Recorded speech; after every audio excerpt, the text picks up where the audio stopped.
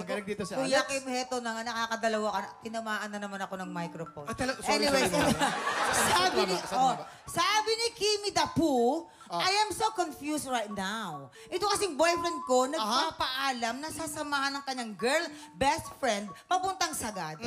Okay. Sad and lonely daw kasi si ate girl dahil kaka-break lang.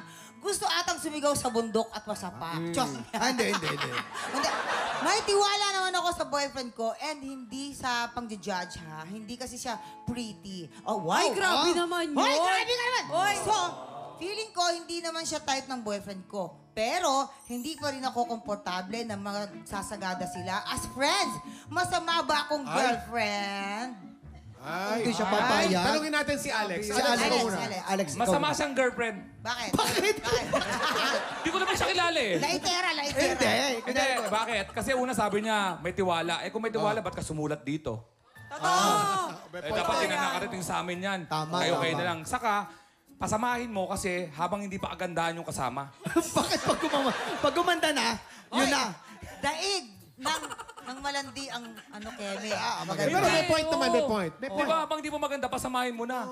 Para pagka doon pa lang nagkamali na, tapusin mo na. Agad-agad. Madaling tapusin. Oo. Tatungin naman natin babae naman. Charis, Charis, ano naman? Ako siguro kung hindi Sagada yung pupuntahan, baka pumayag ako kung ako yung girlfriend. Kasi sa Sagada malamig doon eh. Ay, pag malamig, masarap magtikit ng